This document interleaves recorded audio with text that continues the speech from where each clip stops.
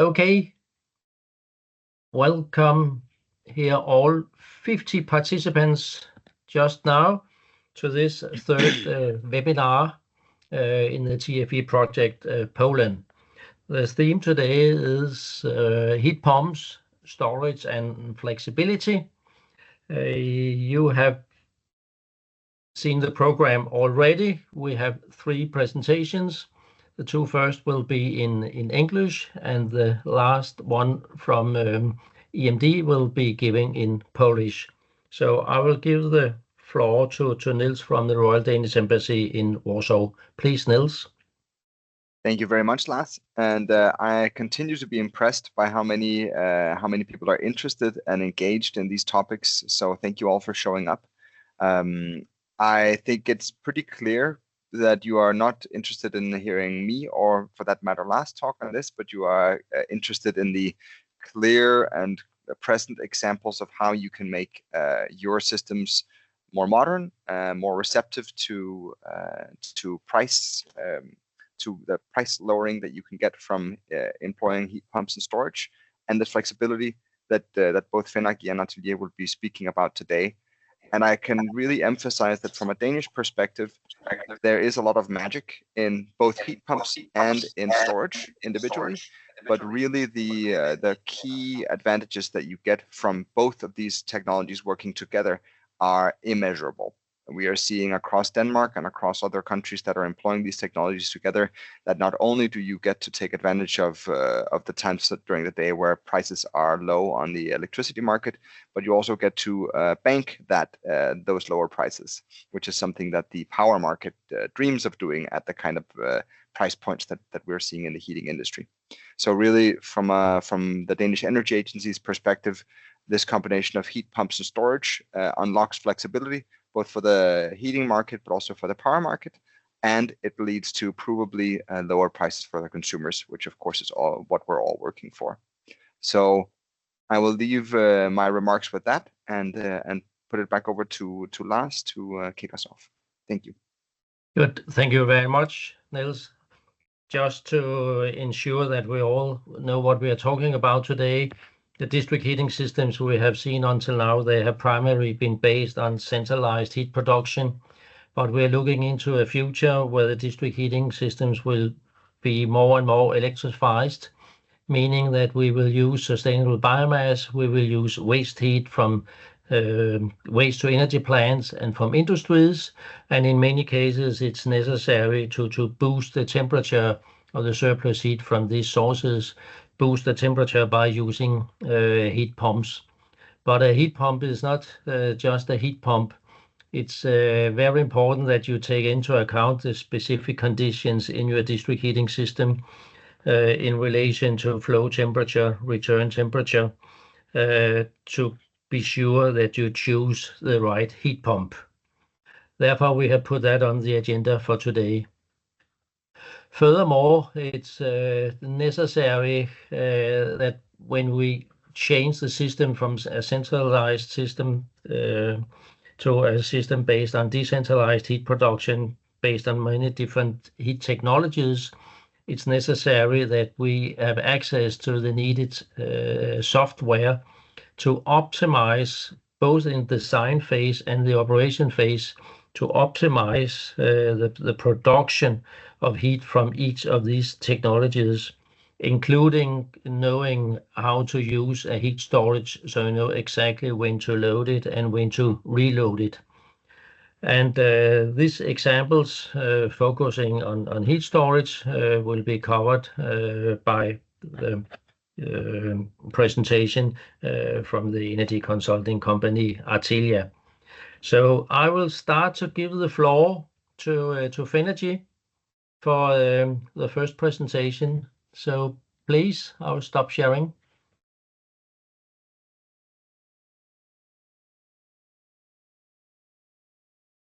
Good morning. Thank you, Lars. I will just attempt to share my screen.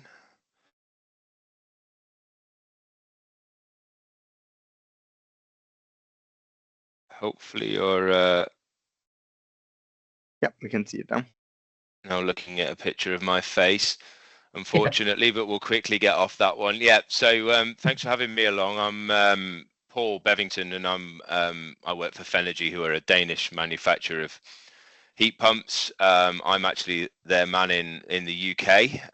So I've been charged with taking some of the Danish experience into a new market. So hopefully some relevance for this conversation. And I've prepared a fairly brief presentation around our experiences and some of the considerations around heat pumps. And my intention is just to quickly let you know who we are and then focus on a little on Danish district heating, but you've already clearly got some experts in the room on that subject, a focus on the refrigerant type, and then some of the consideration for industrial heat pump projects, and then our experiences in terms of thermal storage, which again is going to be widened on by somebody more knowledgeable than me.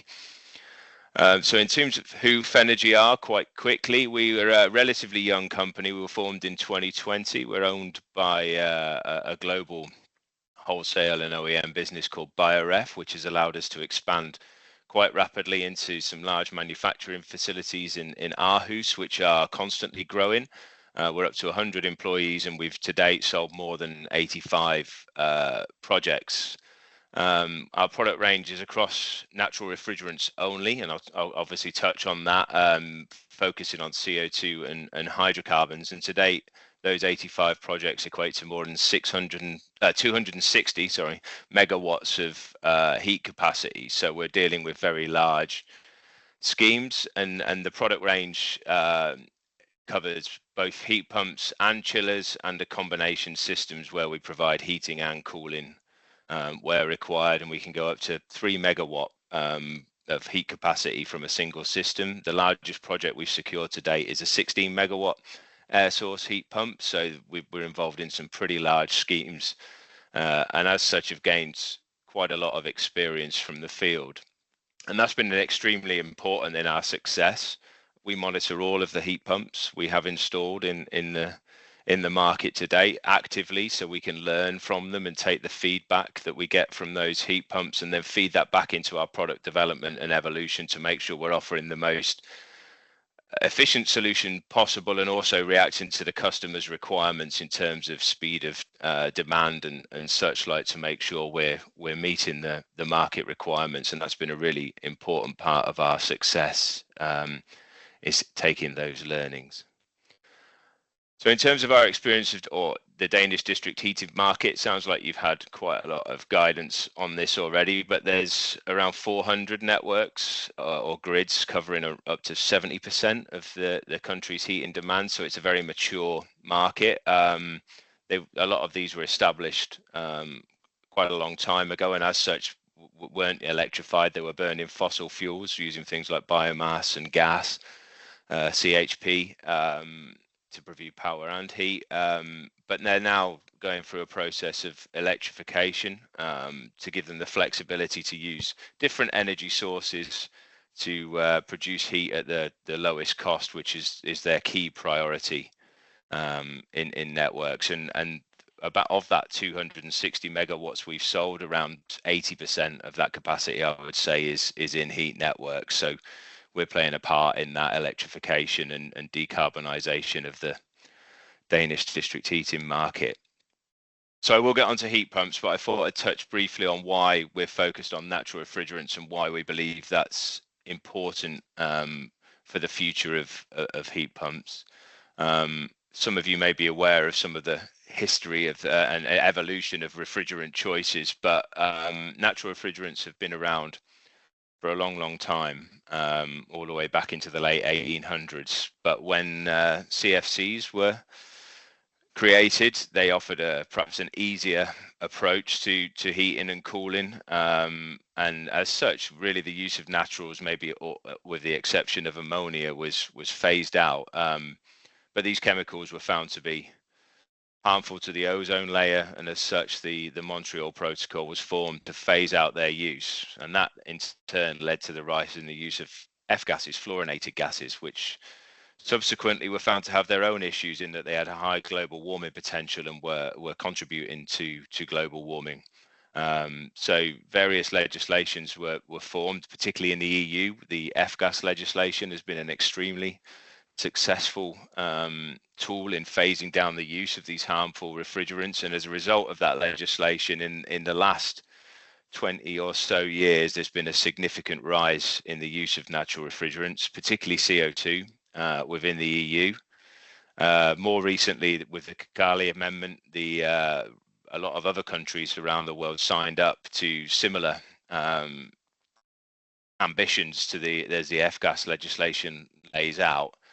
And then more recently, just last year, the EU updated the F-gas legislation to all but phase out the use of F-gases in cooling and heating systems, and quite aggressively. There's a reduction to only 5% of the baseline level by 2030. So by that point, natural refrigerants should be leading the market. And beyond that, there's this concern around PFAS, where legislation is still being considered, whether they substances that cause these forever chemicals that can persist in water and food should be phased out as well. So there's a lot of pressure on solutions that aren't natural refrigerants. So if you want to be fully future-proof, natural refrigerants are the right choice. In terms of what natural refrigerants are available, there are more than these three, but in the market we're talking about today, we see these as the most prominent. CO2 is one that we use a lot, and I'm going to talk a little bit about. That's very easy to adopt. Hydrocarbons such as propane and isobutane, again, a very low global warming potential. And ammonia, which is a well-established fluid, again, zero global warming potential, zero ozone depleting potential, but all three of them come with their challenges. So it's important we select the right refrigerant, as has already been talked about, for the application in choice. And a lot of the influence on choice will be the type of application and the temperatures within the application. If we consider CO2, it's a very easy refrigerant to adopt. It has a A1 classification, which means it's not flammable and it's not toxic. And as such, we can use it in quite high volumes, and we can use it directly in energy accumulators. But it's extremely efficient, assuming the temperatures are correct. And here with CO2, we do need quite a wide temperature difference on the heat network to ensure we're getting the best efficiency out of the system. And it's already finding a lot of application in Denmark, where the temperatures are very favorable. However, in my market in the UK, and I dare say other markets, it can be more challenging. So we may consider other refrigerants. Isobutane can be extremely efficient where we've got high temperature requirements up to 95 degrees, as we're showing here, but it does like a higher source temperature. So it's good in waste heat applications and such. Like, it can also be used in combination with CO2 as a subcooler to maximize the efficiency of that system and still get all the benefits of CO2 in the air source application. Then we have propane, another hydrocarbon, which works at the other end of the scale to isobutane, where it's extremely efficient at low source temperatures, working down to perhaps -30, so good in industrial applications, and maybe as a low stage for a high temperature system. And then I've touched on ammonia, but Fenergy, we don't do ammonia, we don't use it. That's not because we've got a problem with it, it's just not a technology we're focused on, so we can't talk too much in depth about that. So moving on to industrial heat pump projects. So quite often we join a project perhaps too late. Customers often know their core objectives, which will be they want an electrified system. Heat pumps, they would like to be their primary source, and they may want some alternative sources for peak loads or backup. But once we enter the conversation, it very quickly becomes clear that a lot of other things need considering to make an informed choice as to the heat pump you're going to use. And they can range from the refrigerant type that we've touched on into operational cost for the system, space requirements, the temperatures in the system, how important are performance guarantees, is there an opportunity for combined heating and cooling. All of these factors need to be considered when trying to make the right choice for your system. And it's important to engage with the market and supply chain early, so you can begin these discussions, so the project doesn't go too far without the right considerations. So I've looked at air and water source heat pumps separately. So just to look at air source in the first instance. So firstly, what goes into an air source heat pump solution? Well, of course, the heat pump is the heart of it, but to ensure an efficient system, we need to consider various other aspects within the whole solution. So if it's air source, we're going to need some sort of energy accumulation external to the building. With our CO2 heat pumps, they're evaporators. We send the CO2 outside. With another refrigerant, it could be using a secondary circuit, but equally important that they're designed correctly, because they can really impact operation, and they need to be controlled correctly, and it's important that that control system interfaces with the rest of the heat pump. Pipework design is extremely important. If it's incorrect, it can really impact the efficiency of a system, and all the components associated need to be supplied and correctly installed. We'll come on to defrosting a little bit more, but again, very, very important in air source systems, and particularly at the most challenging times when the outdoor temperatures are at their coldest, and getting the right defrost solution is important. We developed our own, which I'll explain a little bit how we manage that. And again, the right pipework design and componentry needs to be supplied around that. There are safety considerations with all refrigerants. Leak detection is important, and control of ventilation systems. Again, that should be wrapped up in the same package as the heat pump. And if we believe if you go to a supplier that can give you all of these things in one place, then that gives you the best opportunity to get the best system operation, efficiency, and understanding. And that, by supplying all of these parts and then linking them through networks, that's where we can get to really learn from how each element of the system functions and how we can improve it, or what we're doing well.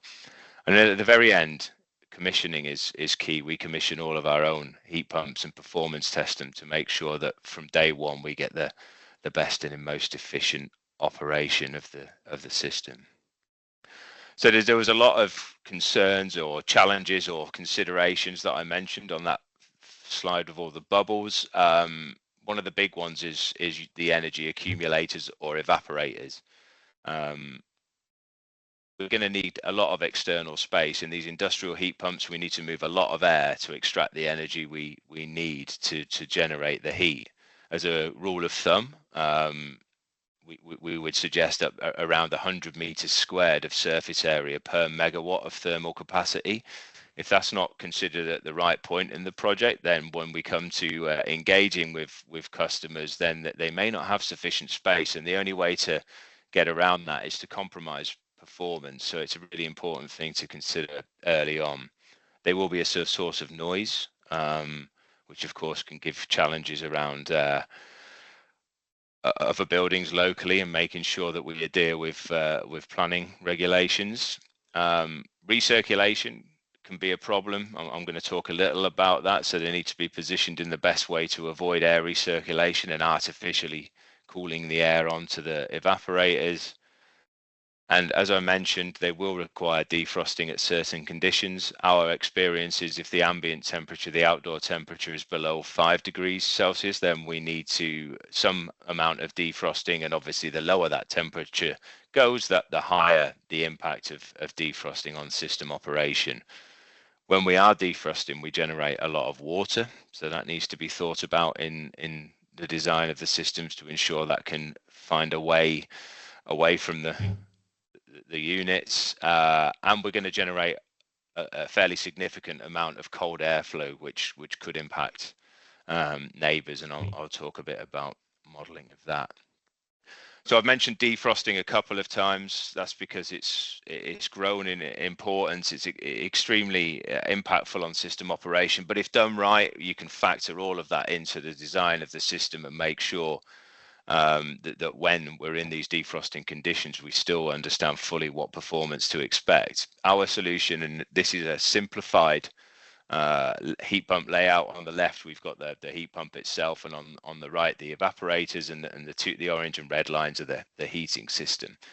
Our preference is to use a glycol solution where we absorb heat from the return, the district heat in return, and we use that to warm glycol, which we circulate to the evaporators.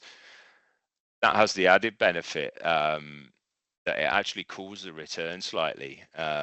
And as I mentioned, and has been mentioned a couple of times, certain refrigerants, all refrigerants, like as wide a possible delta T on the flow and return, and as such, it means we actually increase, or we add back some efficiency into the system when defrosting. It's not fair to say we increase it, because there is still an impact from defrosting. So to minimize that, we try and successfully only defrost when it's necessary.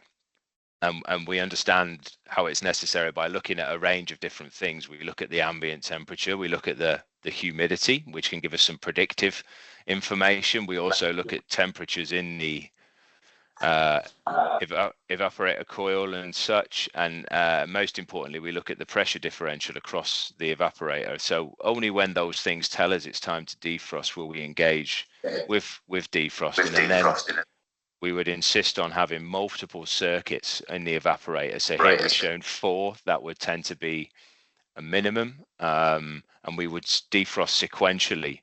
So we're only got part of the circuit off at any one time, which allows us to retain operation. And as I said at the start, from all those units we have in the field, we understand the impact of that, and as such, we can guarantee heat outputs when in the defrost condition. I mentioned recirculation. Airflow simulation is a really important tool as well.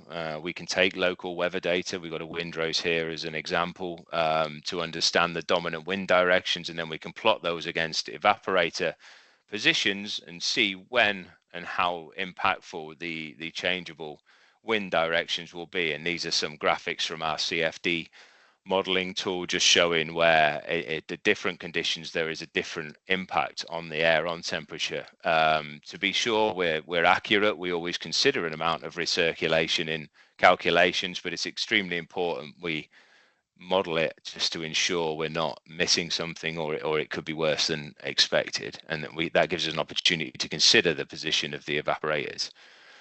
And then we can also look at where the cold plume, the cloud of cold air will go, and you can assess if that will have an impact on any of the neighboring buildings, and see if that's going to be problematic. Using all of these things, and by providing that whole system, then we can use that experience and data and our knowledge of our products to calculate performance, and this is seen as extremely important. We work with quite strict performance guarantees. I don't propose to go through this screen with you, but this is a snapshot from our calculation tool, and what I want to show here is that to enable to get the performance data accurate, you need to consider all those things that I said go into an air source heat pump package. And here we've got the evaporators, we have the compressors, the heat exchangers on the gas cooler side, where we're ejecting the heat to the network. We have any valves and core technologies we're bringing in to enhance efficiency, and we consider all of those loads in the system data box on the top right there, to ensure when we're giving a system output and COP, it is really what can be anticipated in that condition. And what we get as an output from our calculations is a table like this. We very quickly can get a heating load from the compressor, what the compressor is capable of. Manufacturers can supply us with that data, although we prefer to independently test and ensure that the efficiency as it is. And then once we know the power input, we can give a compressor COP. If we're not careful, that can be the figure that's taken forward into projects, and that's a little misleading, because the heating capacity, where it's applicable, has to consider defrosting. So at those ambient temperatures below 5 degrees, we will get a lower output than the compressors are capable of, because we need to use some energy from the system for defrosting and change the operating conditions.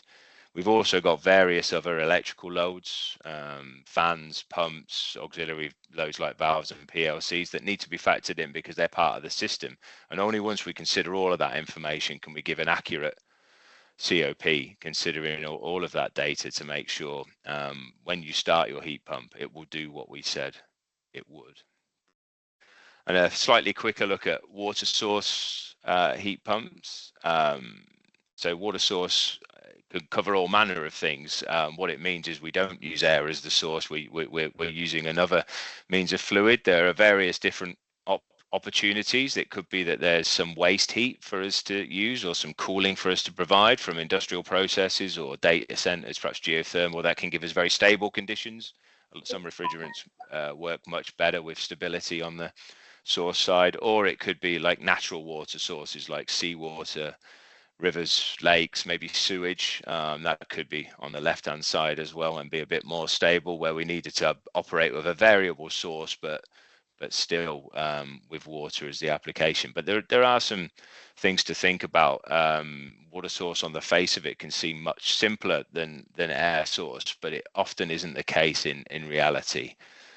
For a start, we're going to need more pumping energy, and that needs to be factored in to performance calculations. In many instances, we need a secondary circuit, which means while the source temperature may seem high, we need to operate below that to ensure we've got a temperature difference between the intermediate circuit. The fluid that we're using as a source could be corrosive, or it could be dirty, which means we may need extra investment on those secondary circuits in terms of standby solutions, so for cleaning and maintenance. And we may need some filtration, which can obviously add more maintenance and pressure drops. But there is an obvious benefit in that we don't need those energy accumulators outside, so there's a significant reduction in the space required potentially. We don't have the noise impact of those fans, which can be seen as a pro, and we shouldn't need to defrost the system either, so we don't have that impact on performance. So it can be a good solution where the right source is available. Znaczy tak, źle się połączyło. Sorry, I can just hear somebody. Was that a question, or do I carry on? I'll carry on. Let's carry on. Similar things applying poor performance calculation with water source heat pumps. Again, we can get the compressor performance quite quickly, and that gives us a COP for the system, but we need to consider all these the other loads: pump circulation, power consumption from the water pumps, auxiliary loads. If there's a secondary circuit, there's going to be more pumping power there that we need to feed into figures to get a real system efficiency. And I think even where you have a source of water, it can often be worth considering air as an option as well, and really making that comparison rather than assuming that a water source solution will be the most efficient. But as long as you've got the right information up front, you can make that informed choice. So that's some of our experiences on the applying heat pumps. For some reason, my screen has stopped working right at the end.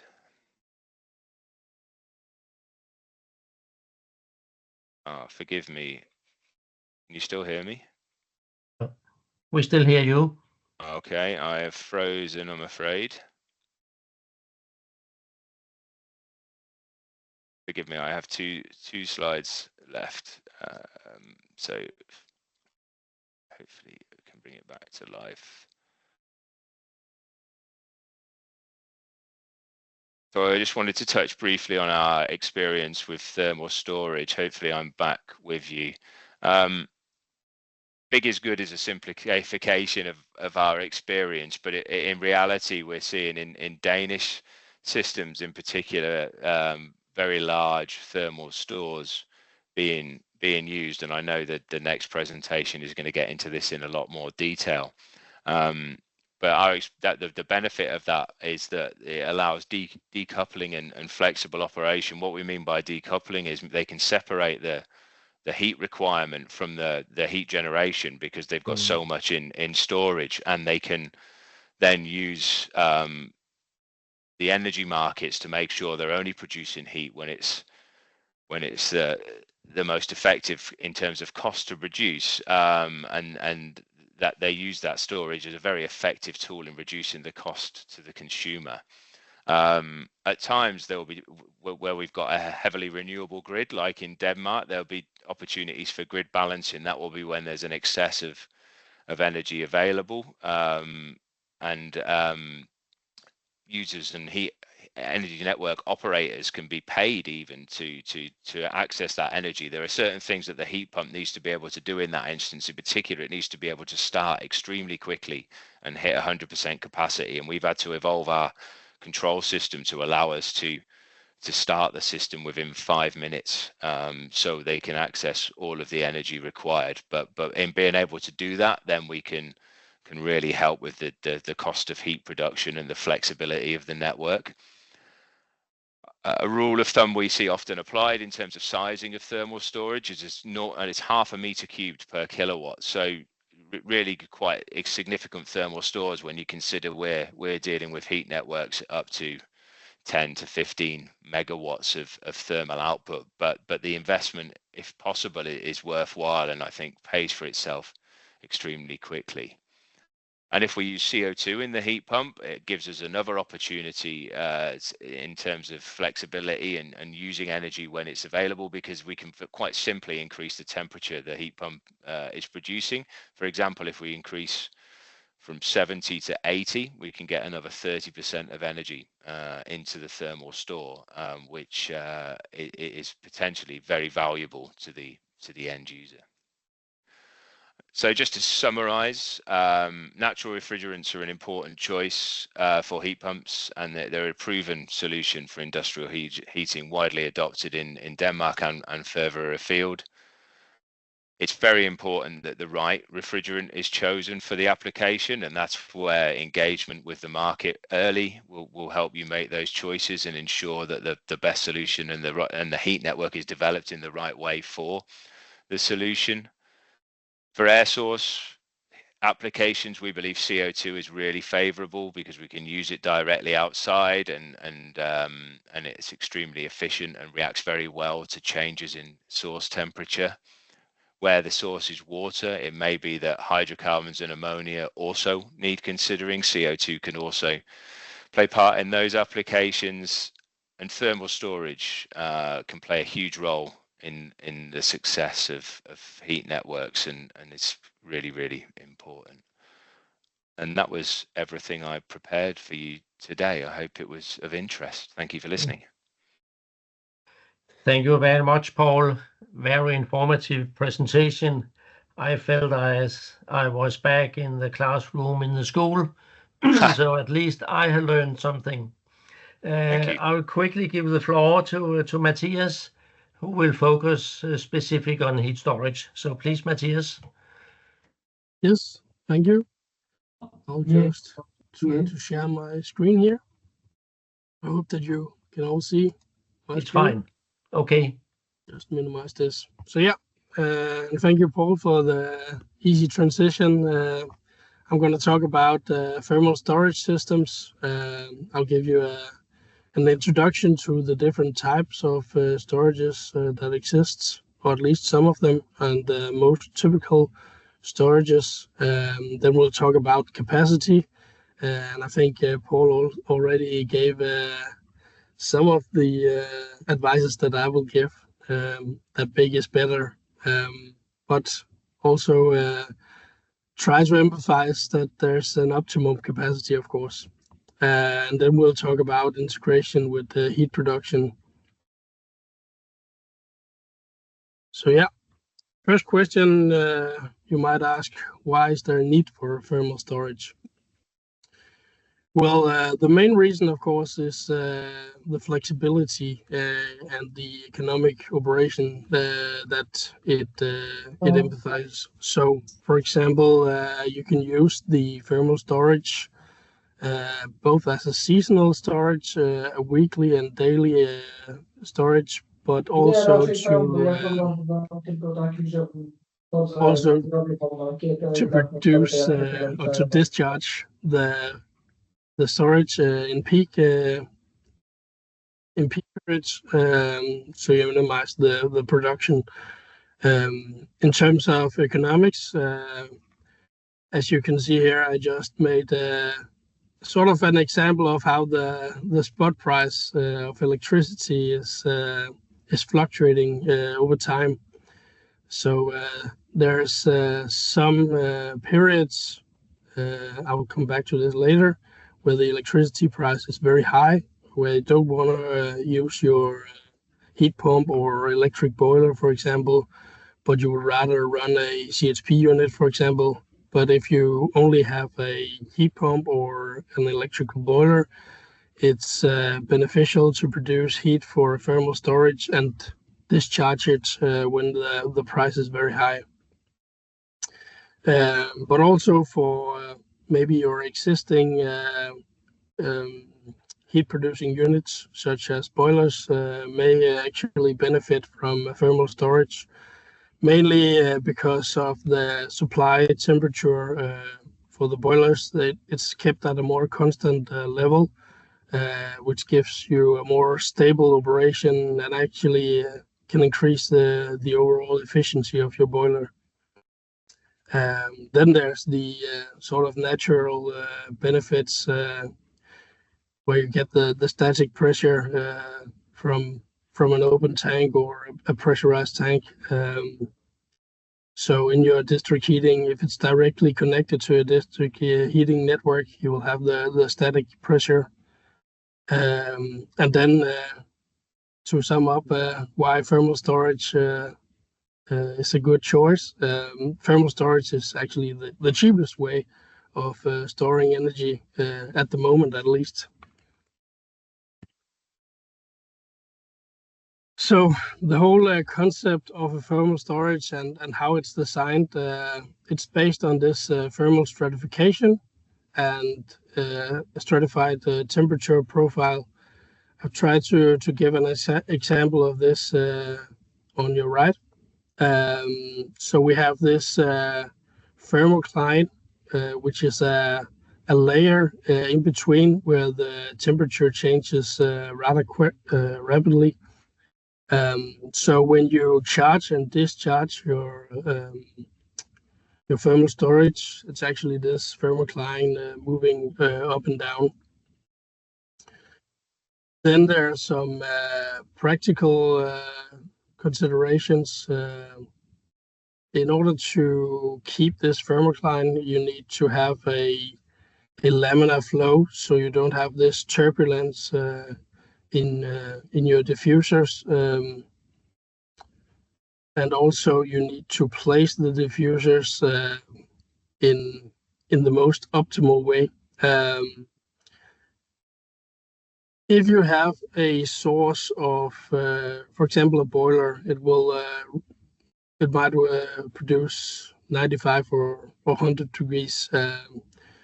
You would use the upper inlet. But if you have a heat pump producing, for example, 75 degrees in order to have a high COP, you would maybe rather use another diffuser placed somewhere in the middle of the thermal storage. So when you are designing a thermal storage, try to look in the future and see what different sources of heat you might have and what temperature they might produce at, and try to make at least 1 or 2 extra diffusers in order to have the inlet at the correct temperature layer. Also, in terms of this stratification and the thermocline, there's a height to diameter relation that needs to be preserved. In general, we say that the height to diameter relation should be above 1.5. At least this favors this thermal stratification.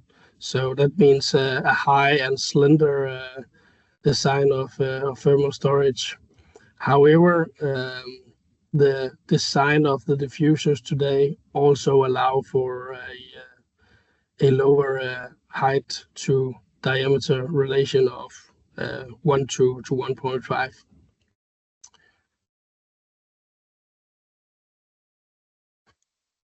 Now there are different types of thermal storages, and they serve sort of different purposes, and they have their pros and cons individually. So the first one, and typically the smallest one, is the steel tanks, which are pressurized. They are typically from 250 cubic meters to 2,000 cubic meters. And of course, because they are pressurized, they are a little more expensive, at least compared to the opened or non-pressurized tanks, mainly because of the thickness of the steel, but also cost of components could increase because of their size, and they are mainly for hourly or daily storage use. Now, the open and non-pressurized steel tanks range from 1,000 cubic meters typically to 10,000, also larger than that. They are relatively cheap, at least compared to the pressurized steel tanks. But we have seen that the price is varying a lot depending on the entrepreneurs. In Denmark, we have a handful of entrepreneurs which are specialized in building these tanks. And we can see that there's different construction methods. One of them being where you construct it from the bottom up, sort of say. You lift it and you weld plates on and you lift it again. The other method that we've seen is using a crane, and I think that the rent of a crane increases the construction price. At least that's my thoughts about it. But there are many different types of ways that I'll come back to later on how to build such tank. The non-pressurized tanks can be hourly, daily, weekly storage, even more than that. And then we have the last and also common way of store thermal energy, which is the pit thermal energy storage, as you can also see on the left. They are typically from 50,000 cubic meters and up. It's quite a high investment because of their size, but if you compare the cost per cubic meter to the steel tanks, it's very cheap. They are mostly used for seasonal storage. There are also other types of thermal storages, including borehole thermal energy storage and aquifer thermal energy storage, and high temperature storages such as Rockstore or molten salt storage, but I will not go into detail with these in this presentation.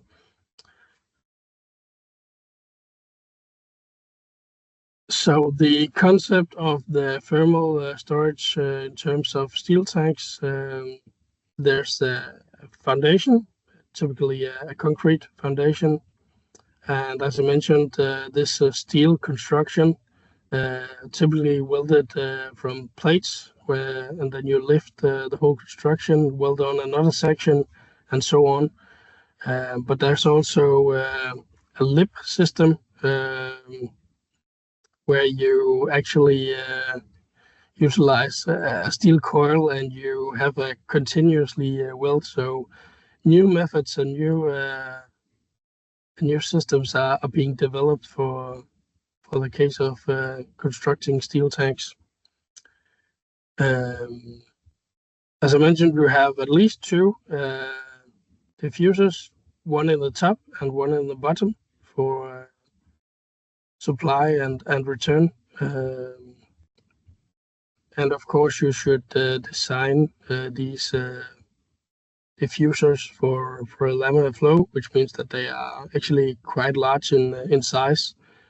And as I mentioned, I would recommend at least 3 diffusers in total. So one in the top and one in the bottom and one in the middle. Some of the tanks that we have built recently have been with 4 and even 5 diffusers, so that the tank is prepared for future production units at various temperatures. Now, on top of the steel construction, we have the insulation, typically from 200 to 300, even 400 millimeters of insulation. There's of course an optimum for this insulation, which depends on your supply temperature. I mean the temperature in the storage. Typically, the annual heat loss is around 2 to 5%. So the 200 to 300 millimeters of insulation is usually enough. Then there's the manhole, typically one in the top and one at the bottom, where the one in the bottom is primarily used in the end of construction for inspections, which is done not on a regular basis, but maybe every year or in a couple of years, where you have a diver dives down in the tank, and of course it's cooled off and around the return temperatures or less than that. And the diver goes down and take pictures and look at all the welds and the general condition of the tank from the inside.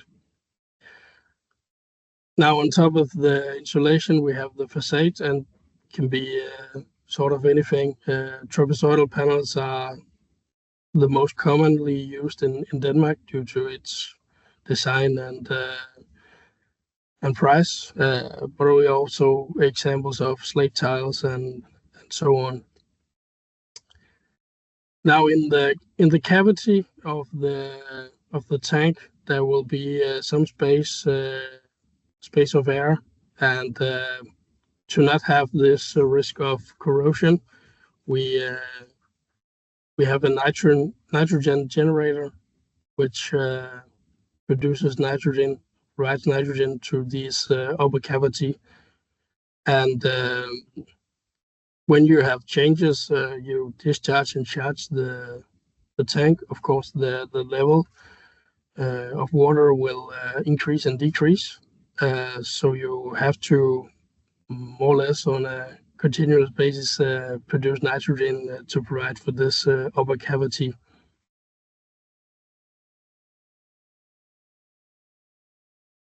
So the concept of a thermal storage, some would say that it's just a big hole in the ground, but there's a little more to it. So the capacity is mainly depending on the environment. So you cannot make a pit thermal storage deeper than the level of the groundwater, for example. So the depth will be depending on the level of the groundwater. Then the slopes and the angle of the pit storage will depend on the soil and the composition of the soil. So you have sort of the environment setting the limits for how big a pit storage you can make. Then the slopes and the bottom is covered with a liner, and also a liner and insulation is floating on the top.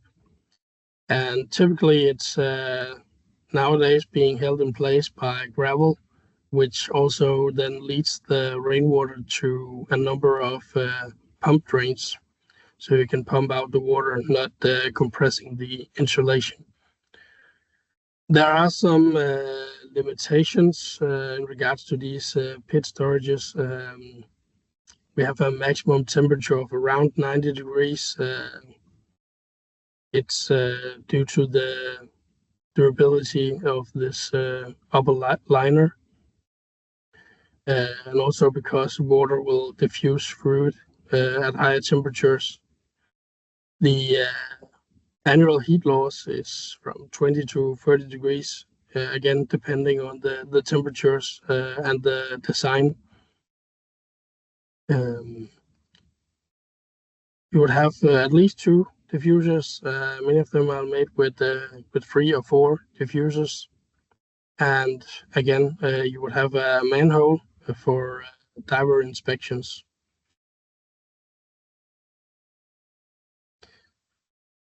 Just to give you some examples of these pit storages and what they are mainly used for, in Denmark, we have built 7 pit storages from 2010 and on.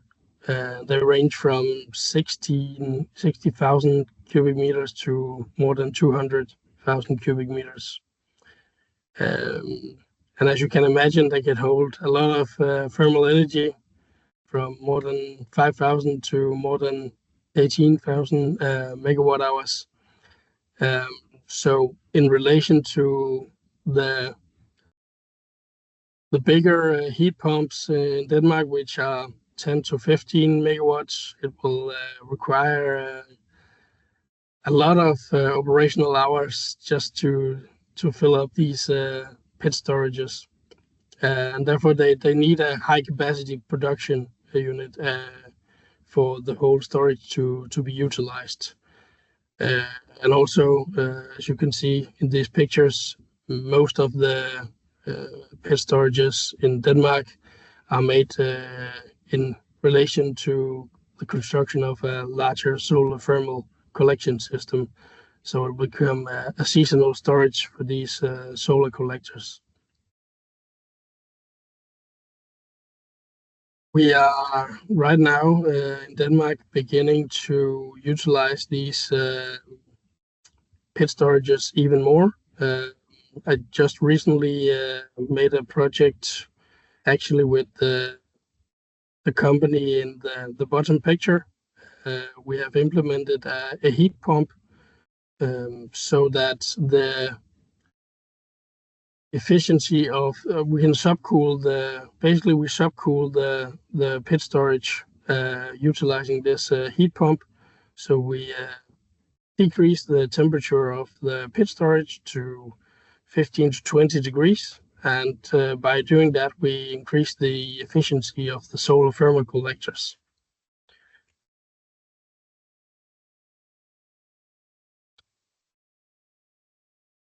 So when we talk about heat pumps and why they need a thermal storage, this is from a Danish context. This is the upper picture is the spot price of electricity for the past month. And as you can see from the picture below, you can see the composition of the electricity production, where the primary things that I will emphasize is the offshore wind power, the blue, and the solar power production, the yellow. So as you can see, when the wind power is high, the electricity price is low, and vice versa. So you have, for example, in the beginning of the last month, we had 4 days with a lot of wind, so really cheap electricity. So you could actually, from a electric boiler or a heat pump, produce a lot of heat these 4 days, and probably also more that you could consume in your network. Then there's some days where it's on the average level of electricity price, and then we have some increases, mainly due to there being no wind, but also because of other various reasons, of course. But basically, we can in Denmark look at how much power is produced by wind power and solar power, and it sort of gives an indication of what the spot price will be. So you can use this forecast to dimension both your heat pump, but also your thermal storage. And I think across the EU, as we increase these power connections between the countries, these variations due to wind power and solar power and so on, they will increase. Of course, we will also have the larger power plants, which will probably lower the average cost of electricity. But as we gain more solar power and offshore wind power, these variations in spot prices will definitely occur. So why not utilize these variations in spot prices?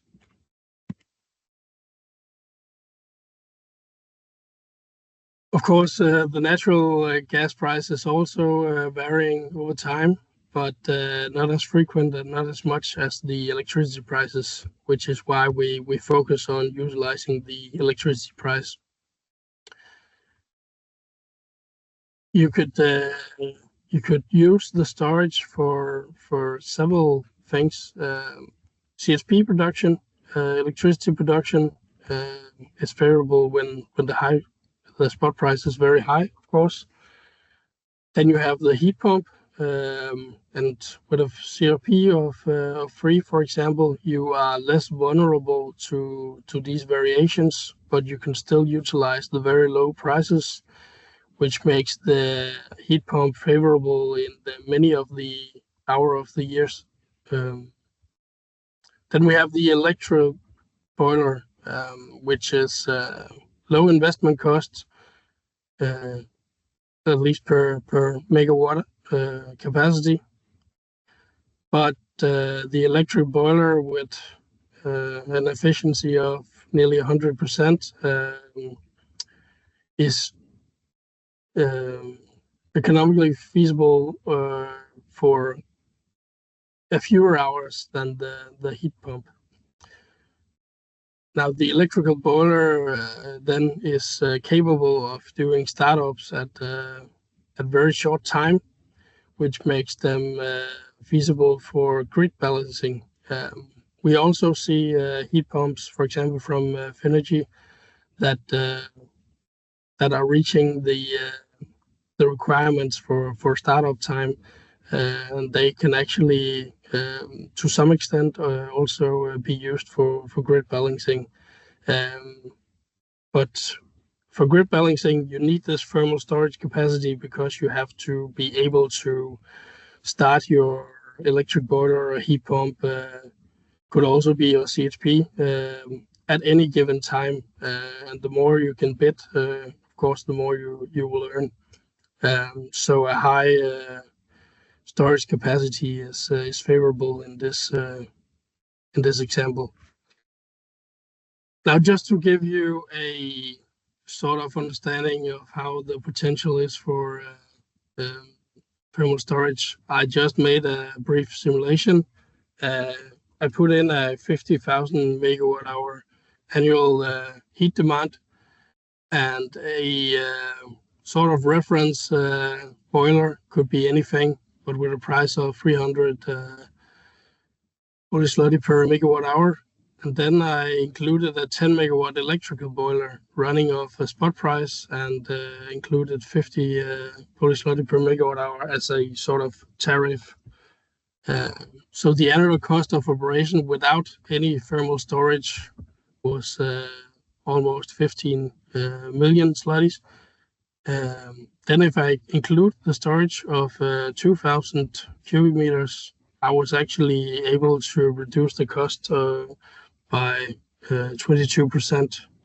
And as you can see from this graph, it made the possible operation for the electric boiler feasible during the whole summer, for example, where it's actually only utilizing the electrical boiler.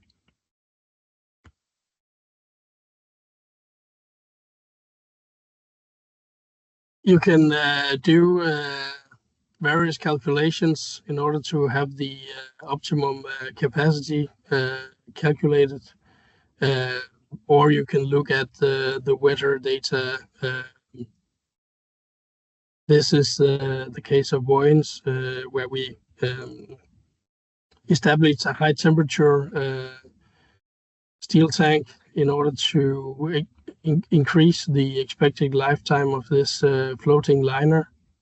So when the solar thermal radiation is above 700 watts per square meters, we put the solar thermal heat into a tank, a steel tank, and we found an optimum here based on 3 reference years to be around 10,000 cubic meters.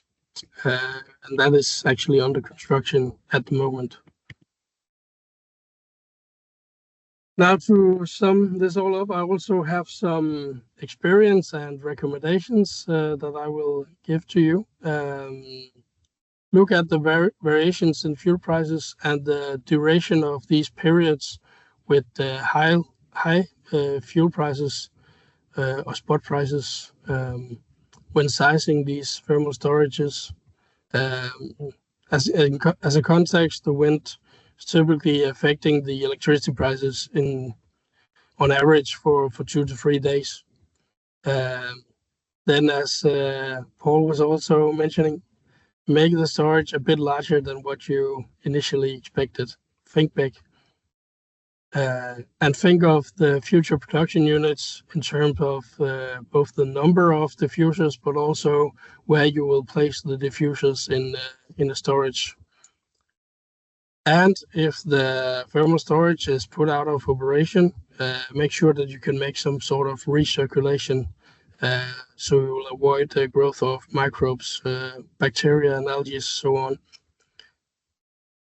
Then there's some configurations where you have different inputs that may increase this thermocline, basically layers of insufficient temperatures that you cannot utilize directly in your district heating network. In that case, you can sort of restore the thermocline by utilizing the low temperature water in the tank, either by a shunt or by boosting the temperatures of these layers through a heat pump or a electric boiler. And that way you sort of clean up the temperatures in the storage. And then just for inspiration, a steel tank doesn't have to be boring. Here are some examples with lights put on it, and I created an AI-generated image of one with a climbing wall on the side, but that's actually an idea that we had in order to have a municipal approval of a tank here in Denmark. We never had this climbing wall on the side of it, but it was an actual idea from the designing of the project. And for the pit thermal storages, here's an example of one not being a rectangular shape. So that's also possible to make it in other shapes. I would recommend the rectangular shape, but it's possible to make it in other shapes. Thank you for your time. Thank you very much, Matthias. Again, an interesting and very informative presentation. So now we have heard about energy storage, we have heard about heat pumps, but how to design all these technologies which we will use in the future in the district heating systems, how to optimize the design of them, and later how to optimize the operation of them. The last presentation giving in Polish will be given by Marta. So please go on. Thank you, Lars. Thank you, Matthias and Paul. Very informative presentations. I will switch to Polish now. Dzień dobry. Bardzo się cieszę, że mogę uczestniczyć w tym webinarze. Najpierw pokażę mój ekran. Mam nadzieję, że jest widoczny. Założę, że tak, skoro nie ma żadnych innych. Dobrze. Dzień dobry, ja nazywam się Marta Murkowska, jestem inżynierem do spraw rozwoju i innowacji w EMD International. Zajmuję się m.in. rozwojem naszego oprogramowania Energy Pro oraz Energy Trade, które dzisiaj będę Państwu pokazywać. Tematem naszej prezentacji jest optymalne planowanie systemów energetycznych z wykorzystaniem magazynów ciepła. Zarówno Paul, jak i Matthias już wspomnieli trochę o tym, szczególnie Matthias w swojej drugiej prezentacji. Nawet się bardzo cieszę, że jeden ze zdjęć tego, jak zaprojektować magazyn energii, był właściwie z Energy Pro. Dzisiaj będę to pokazywać również Państwu. Co będziemy robić? Będzie krótkie wprowadzenie EMD, bardzo krótkie, i naszych produktów. Przejdziemy sobie do demonstracji Energy Pro. Potem pokażę krótko to, jak możemy wykorzystać Energy Trade i nasz produkt do planowania produkcji już live. I mam nadzieję, że zostanie nam trochę czasu na pytania. Wydaje mi się, że już troszeczkę przekroczyliśmy czas, więc może po prostu zrobimy w tej wspólnej sesji na koniec. Jeżeli chodzi o EMD International, jesteśmy firmą, która tworzy oprogramowanie używane na całym świecie. Mamy WindPro, które ma ponad 4000 użytkowników, oraz Energy Pro, które ma ponad 300 użytkowników. Mamy również Energy Trade, to jest bardziej na razie produkt na nasz rynek duński, ale też oczywiście Państwu je dzisiaj pokażę. EMD jest firmą niezależną. Naszym właścicielem jest Fundacja EMD. Jesteśmy na rynku od 1986 roku i mamy siedzibę w Aalborgu w Danii. To jest na dalekiej północy, prawie, bardzo daleko, na północy Danii. Jesteśmy firmą międzynarodową, tak jak Państwo słyszą. Ja mówię po polsku, pracuję w Danii. Mamy u nas w zespole członków z 7 różnych krajów i ktoś policzył, że w sumie mówimy w 14 różnych językach. Mamy praktyczne doświadczenie w tworzeniu oprogramowania, zarówno tworzeniu oprogramowania, jak i konsultingu. Ten konsulting daje nam dużo informacji odnośnie tego, co powinno być u nas w oprogramowaniu włączone jako kolejne usprawnienie. EMD jest również firmą globalną. Mamy regionalne biura sprzedaży w Niemczech, Argentynie, Francji, Hiszpanii, Wielkiej Brytanii, Turcji, USA, Brazylii i Chinach. Pracujemy również nad tym, żeby mieć jedno w Polsce. Jeżeli chodzi o to, co oferujemy dla systemów energetycznych, mamy oprogramowanie dla przemysłu energetycznego, które wspiera właściwie cały łańcuch wartości, to znaczy mamy Energy Pro, które służy do analizy inwestycyjnej i operacyjnej. Jest to właśnie narzędzie, w którym możemy na przykład zaprojektować wielkość naszego magazynu energii, wielkość naszej pompy ciepła lub innych systemów. Zaczynamy od tego, wytworzymy na przykład model naszego systemu, który mamy teraz, dołączamy kolejne jednostki, sprawdzamy jaki rozmiar tych jednostek będzie nam najlepiej ten system uzupełniał. Dodatkowo mamy Energy Trade, które też dzisiaj pokażę w skrócie. Ono służy do codziennego planowania operacji takiej elektrociepłowni. To znaczy mamy tutaj na przykład prognozy rynku energii, prognozy temperatury, prognozy zapotrzebowania i to wszystko łączymy razem i jesteśmy w stanie zaproponować, w jaki sposób te jednostki, które już mamy zainstalowane, powinny być jak najlepiej używane, żeby oczywiście było to jak najtańsze. I na koniec mamy również Energy Check, o którym dzisiaj nie będę za dużo mówić, ale to jest już takie narzędzie, które służy do tego, żeby sprawdzić, jak wyglądała nasza praca, czy rachunki, które dostaliśmy od z różnych miejsc się zgadzają. To już jest takie bardziej po tym, jak już wprowadzimy zarówno Energy Pro, jak i Energy Trade, żebyśmy mogli zobaczyć, czy wszystko się zgadza. Jeżeli chodzi o Energy Pro, jest to oprogramowanie, które zostało stworzone, kiedy zostało stworzone, było stworzone z myślą o ciepłownictwie. To znaczy było stworzone z myślą o jednostkach kogeneracyjnych, o kotłach, ale wraz z rozwojem tego oprogramowania od 1986 roku my też rozwinęliśmy oczywiście jego funkcjonalności. Tak więc mamy to, co potrzebne jest dla sektora ciepłowniczego, czyli pompy ciepła, kogenerację, trigenerację, kotły, mamy kolektory słoneczne, fotowoltaikę, ale też pracujemy z Power2X, z energią wiatrową, z różnymi modelowaniem procesów takich industrialnych, przemysłowych. Robimy również modele uzdatniania wody. Robimy również systemy hybrydowe, które teraz dosyć dużo się o nich mówi, w których łączymy właśnie energię wiatrową, słoneczną, baterie. Tak więc jest to bardzo takie wszechstronne oprogramowanie. W dużym skrócie, tutaj pokażę Państwu taki slajd, ale mamy również oczywiście przewidzianą krótką prezentację live naszego oprogramowania.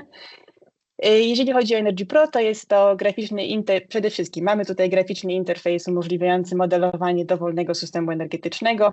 Tutaj widzimy, dodajemy sobie różne jednostki, to znaczy kotły, kogenerację, pompy ciepła, magazyn energii. Jakie mamy zapotrzebowanie, to wszystko dodajemy w tym oknie.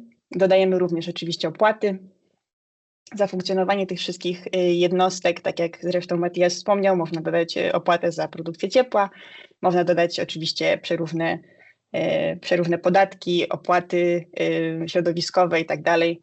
To wszystko jest możliwe. Kiedy to zrobimy, możemy ten system, możemy go obliczyć optymalną pracę urządzeń w tym systemie i wtedy dostajemy interaktywne wykresy, na których widzimy, jak one powinny pracować w czasie, oraz dostajemy bardzo dokładne raporty, zarówno techniczne, jak i ekonomiczne. Możemy sobie porównać, jakie były koszty, na co było przeznaczone najwięcej pieniędzy, które jednostki pracowały najwięcej, ile godzin pracowały na przykład. Te wszystkie informacje mamy wtedy uwzględnione w raportach. I proces projektowania w Energy Pro jest procesem iteratywnym, to znaczy, kiedy to już mamy, możemy na przykład zmienić coś w systemie, sprawdzić, jaki to będzie miało wpływ na nasze wyniki, na przykład ekonomiczne. Mamy teraz też moduł Optimize, który to troszeczkę upraszcza, który zresztą dzisiaj szybko też postaram się zaprezentować. Jeżeli chodzi o dzisiejszy przypadek, który chciałabym pokazać, jest to elektrociepłownia w Rinkeby. Jest to na zachodzie Danii i jest to bardzo ciekawa elektrociepłownia. Pracujemy z nią bardzo blisko, to znaczy dostarczamy do nich Energy Pro oraz Energy Trade i jest to elektrociepłownia, którą widzimy tutaj. Ona składa się z tej centralnej części zlokalizowanej w Rindum, w której mamy dużo jednostek generacyjnych i mamy m.in. kogenerację, kocioł gazowy, kocioł elektryczny, pompę ciepła oraz dosyć duży magazyn ciepła. To jest 4500 m3, więc tak jak mówimy, im większy, tym lepszy. To jest prawda, to też również jest właśnie udowodnione w Rinkeby, zresztą to też sobie sprawdzimy szybko. Mamy dodatkowo tutaj kolektory słoneczne, one są zainstalowane w innej lokalizacji, kawałek dalej. Te kolektory słoneczne mają 30 000 m2. Również przy nich zainstalowany jest magazyn ciepła i są połączone bezpośrednio już do sieci ciepłowniczej, która znajduje się tutaj w centrum. Musi być dostarczone ciepło tutaj do miasta, które jest potem oczywiście dystrybuowane. Tutaj mamy jeszcze dodatkowo zainstalowany kocioł elektryczny. Tak więc tak. Teraz szybki tylko wprowadzenie, jeżeli chodzi o magazyny ciepła. To już było dosyć dużo dzisiaj poruszane. Mają one bardzo wiele zalet. Jest to technologia, która jest bardzo znana.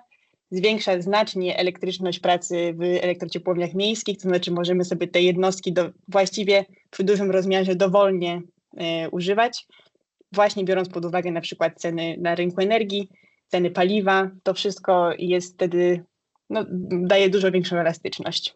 Jest to bardzo ekonomiczne magazynowanie ciepła, tak jak już tutaj dzisiaj wspominaliśmy, jedno z najbardziej ekonomicznych, jeżeli chodzi o ciepło o niskiej i średniej temperaturze. Jest to również niski koszt inwestycji. Tutaj dołączyłam wykres z Duńskiej Agencji Energii. I jest to wykres przedstawiający właśnie, jaki jest koszt za metr sześcienny magazynu ciepła, w zależności od rozmiaru tego magazynu. Tak więc widzimy, że ten koszt na początku, wiadomo, jest dosyć wysoki, ale im większy magazyn myślimy, żeby włączyć do naszego systemu, tym tańszy jest też oczywiście za metr sześcienny. I to będą dzisiaj też dla nas ważne informacje, bo przejdziemy do demonstracji Energy Pro. I ja sobie wyjdę stąd. Tak? Dobrze. I tak, tak jak mówiliśmy, to jest Energy Pro, nasz program. Możemy sobie przejść na przykład do tej głównej, albo może na początek sobie przyjdziemy, zobaczymy. Tak. To jest nasz model. Tak jak mówiłam, mamy tutaj elektrociepłownię. To wszystko już było pokazane w naszej prezentacji. Mamy również kolektory słoneczne. I tak, danymi wejściowymi do tych obliczeń mamy je tutaj sprecyzowane. Są między innymi oczywiście temperatura, ma ona wpływ na sprawność pompy ciepła, ma ona wpływ na to, ile możemy energii wyprodukować z kolektorów słonecznych. Do tego oczywiście nasłonecznienie, dane dotyczące nasłonecznienia, one są pobierane z takiej naszej bazy danych online, która ma różne miejsca, tak właściwie na całym świecie, z najbliższego punktu do Ringcubing. Mamy również ceny energii w Danii na rynku dnia następnego z 2024 roku oraz mamy dzienne ceny gazu z 2004 roku. One są uwzględnione w kosztach pracy kotła gazowego, a ceny na rynku energii uwzględnione w kosztach pracy naszych, właściwie przychodach ze sprzedaży energii elektrycznej z kogeneracji oraz kosztach pracy pompy ciepła. I oczywiście kotłów elektrycznych. Mamy 2 kotły elektryczne tutaj, to też jest bardzo istotne.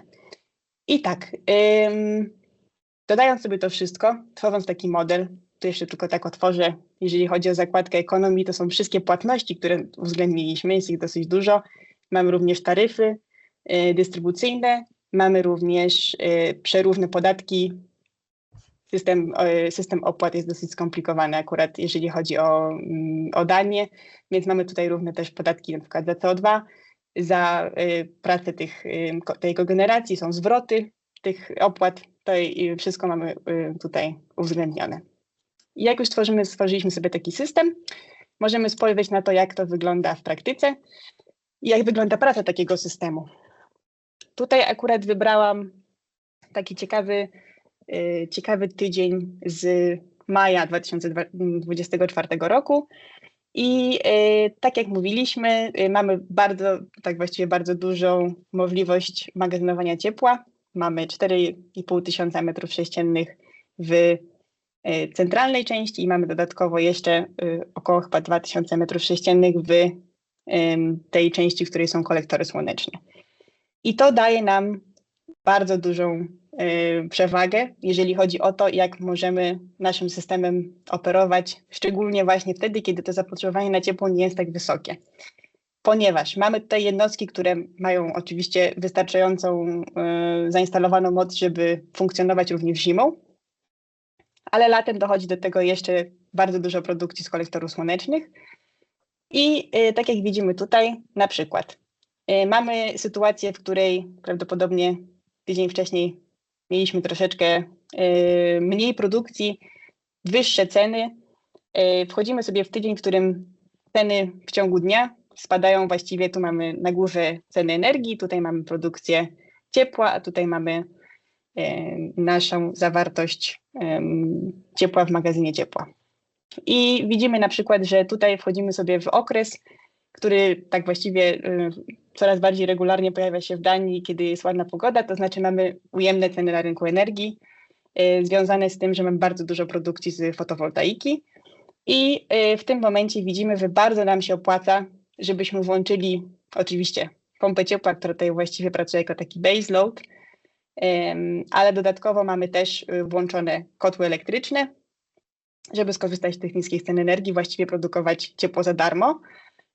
No i oczywiście mamy też kolektory słoneczne, które w tym momencie produkują bardzo dużo i my jesteśmy w stanie wykorzystać to i wziąć to pod uwagę i wtedy naładować sobie ten magazyn ciepła, który potem jest rozładowywany po kilku dniach, kiedy te ceny już nie są tak niskie, kiedy już nie pracujemy z kotłami elektrycznymi, które widzimy tutaj, to są te żółte, tylko włączamy kogenerację. Kogeneracja to jest ta zielona część, w której widzimy, kogenerację włączamy wtedy, kiedy ceny na rynku energii oczywiście są jak najwyższe. I daje nam to bardzo dużą możliwość właśnie takiej, to się nazywa, no tak, takiej elastycznej pracy naszych jednostek, biorąc pod uwagę ceny rynku energii. Tutaj są też uwzględnione na przykład ceny gazu. W tym przypadku w okresie letnim właściwie nie używamy gazu. Używamy go więcej oczywiście zimą i wtedy też widzimy, że gazu używamy więcej wtedy, kiedy ceny rynku gazu są niższe akurat tego dnia niż w kolejne dni. Moglibyśmy sobie też spojrzeć na cały rok. Tak szybko, tak jak widzimy, bardzo dużo używamy tego magazynu ciepła. Dla porównania zrobiłam też symulację bez magazynu ciepła. Tutaj spojrzenie na tą produkcję już nie będzie może aż tak ciekawe. Wtedy oczywiście musimy produkować ciepło wtedy, kiedy jest ono nam potrzebne. I jak spojrzymy sobie na przykład na ten tydzień, który spojrzeliśmy wtedy, w maju, no to ta praca wygląda już zupełnie inaczej. Musimy używać ciepła z kolektorów słonecznych, mało możemy używać kotłów elektrycznych. Teraz szybko, bo wiem, że kończy mi się czas.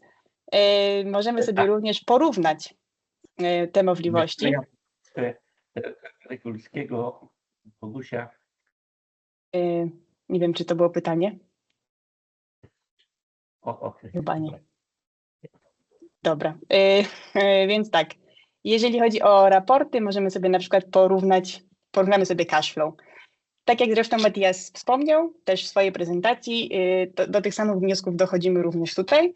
Jest to porównanie tego, ile kosztuje nas praca takiej elektrociepłowni rocznie, biorąc pod uwagę system, a może sobie troszeczkę zrobimy to większe, biorąc pod uwagę system z magazynem ciepła oraz bez magazynu ciepła.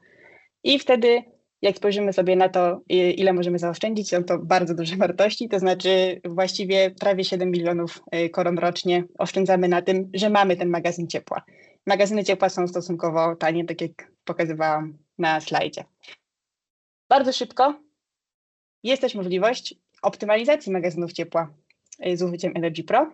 Mamy do tego moduł Optimize, w którym wykonałam obliczenie, jakie według Energy Pro dla tych warunków, które mieliśmy w 2024 roku, powinno być optymalnej wielkości magazynów ciepła. Tak jak już zresztą było wspomniane trochę wcześniej, im większy, tym lepszy.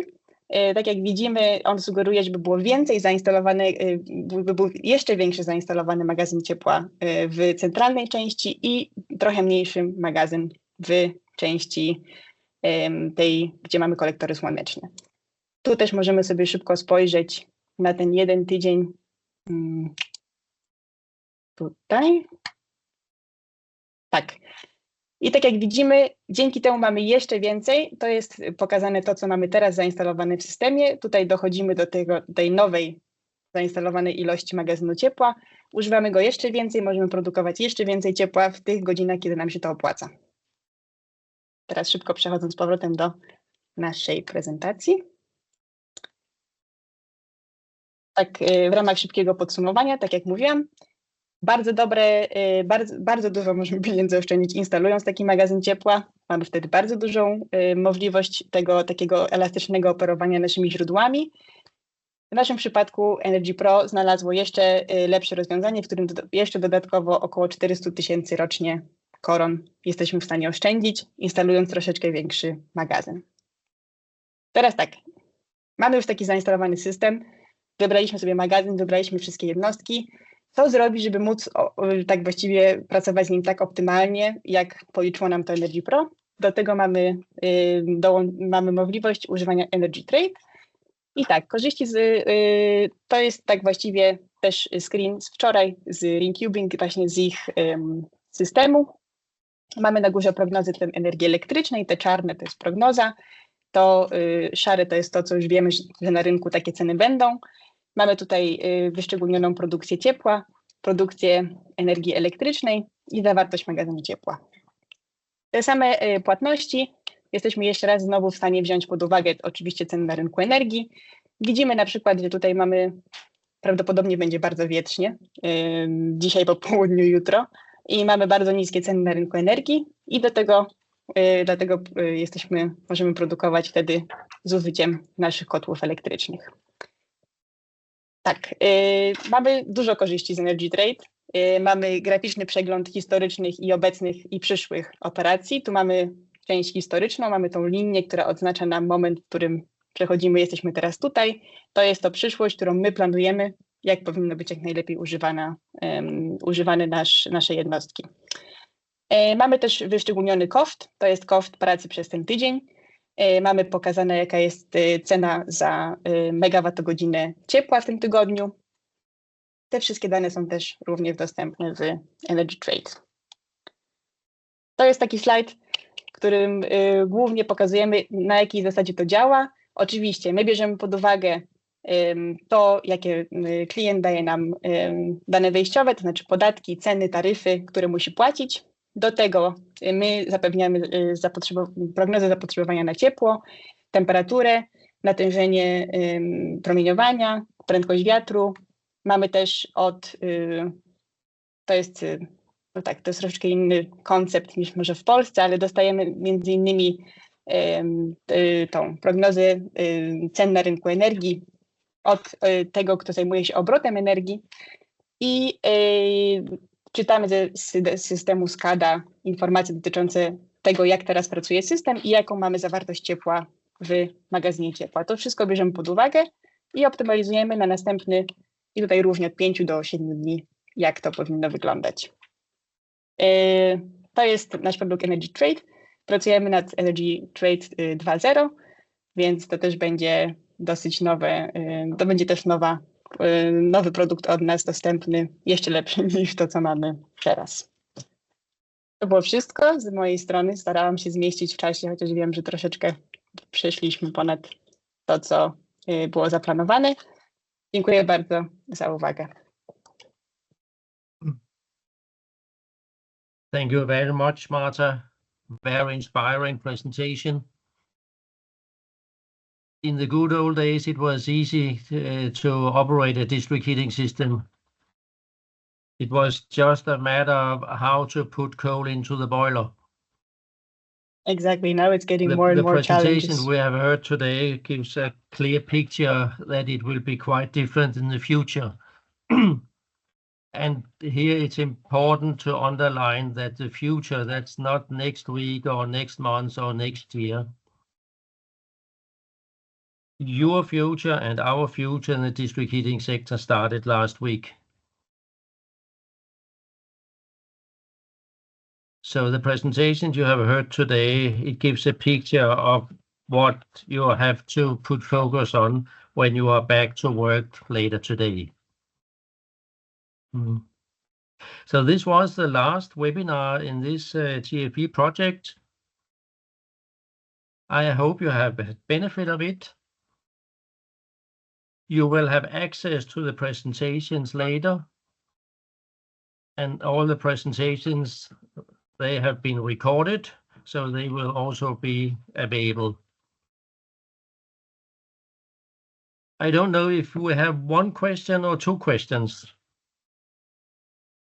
Otherwise, you can direct your questions directly to the person who presented. Yeah.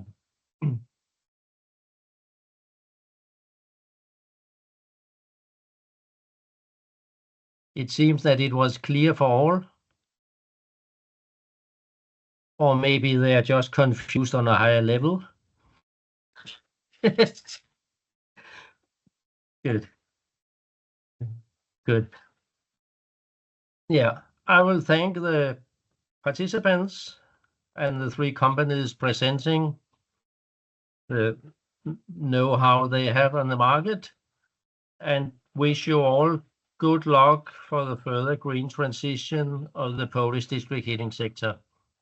So thank you very much. I think there is one question on chat. There's a question in the chat. Yeah. Lars. Is there a question? Yes, there is a question. Can pit storage be used not only for seasonal balancing, but also shorter periods, daily peaks, or if you want to balance in both long and short term, or I need to have both tank and PTS storage? I think I can give an answer to that. So the pit storage is mainly used for seasonal storage. This is because you need a substantial capacity and heat production in order to utilize this large amount of heat that it can contain. So as an example, these solar thermals can provide a high capacity maybe during the summer, of course, when the sun is up almost all day. So the PTS gives sense mainly for seasonal storage. I'm not saying that there's not a potential for shorter periods, maybe in a large system with a high heat demand. I know that Lars can give an example of pit storage used for that matter. Yeah, sure. I can mention that in our company, we have together with other companies established a pit storage with a total volume of 70,000 cubic meters. And it's not a day-to-day storage, and it's not a seasonal storage. We have designed it to be loaded and reloaded between 25 and 30 times per year. And we are still testing it because the challenge is to operate it with the forecast for electricity prices, for wind, for solar, for heat demand, not for the next 24 hours or 48 hours, but hopefully between 8 and 12 days. Otherwise, it's not possible to optimize the loading of the pit storage. And the loading will be based on heat from 3 waste-to-energy plants in competition with each other, and 2 conventional combined heat and power plants in competition with each other.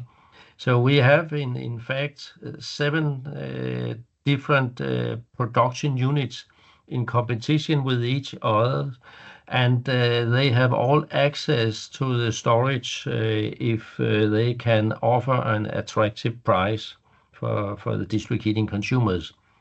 So it's more easy to establish a pit storage if it's a seasonal storage, but we have decided that we will succeed, but it will take some time.